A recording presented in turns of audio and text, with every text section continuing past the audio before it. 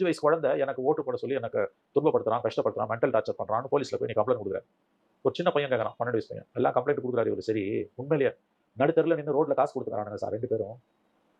காசுக்கு ஓட்டு குடுப்பதும், வாங்குவதும் தவறுன்னு கவர்மெண்ட் தான் விளம்பரம் பண்ணுது. நடுத்தெருவுல பட்ட பகல்ல போலீஸ் போயிட்டு வந்துட்டு இருக்குது. Petrol jeep. நட்ட நடு ரோட்ல நின்னு காச குடுக்குறான் 2 பேரும். ஜனங்க 2 பேர்கிட்டயும் வாங்குறாங்க. இத கேட்க துப்பு இல்லாதவங்க 5 வயசு குழந்தை வந்து எனக்கு விஜய்க்கு ஓட்டு போட்டு டிஸ்டர்பா இருக்குன்னு போய் கேட்கறான். அவனுக்கு என்ன அருகதை இருக்குன்னு கேட்கறது ஒரு 12 வயசு பையன். இந்த கேள்விக்கு பதில் சொல்லுங்க. அப்ப இத கேள்வி கேட்காத சமூகம், எனக்கு 5 வயசு பையன் பிரஷர் பண்றான். விஜய் வந்து நீங்க லாலிபாப் வாங்குறதுக்கு, ஐஸ்கிரீம் வாங்குறதுக்கு பிரஷர் பண்ற மாரி டிவிக்கு ஓட்டு போட சொல்லி பிரஷர் பண்றாங்கன்னா, அத ஒரு விஷயமா எடுத்துட்டு போய் நீ கேட்கறியே. நீ இத கேளேன். இத கேட்கறது உனக்கு துப்பு இல்லல்ல. சார் இதையும் கேட்கணும், அதையும் கேட்க தானே இதுல செய்யணும். இருந்து தான் மேடம் அது வருது.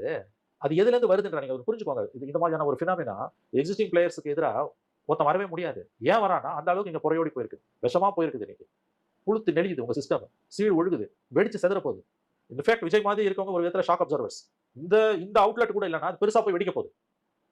கேன் யூ இமேஜின் மறைஞ்சு குடுப்பான் காச. ராத்திரில வந்து குடுப்பான். சட்டுன்னு ஒரு 10, 15 நிமிஷத்துல குடுத்துட்டு போயிடுவான்.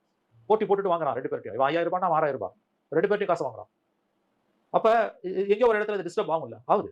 அதோட விளைவு தான் விஜய். இப்படிதான் இத புரிஞ்சுக்கணும்னு நான் நெனைக்கிறேன்.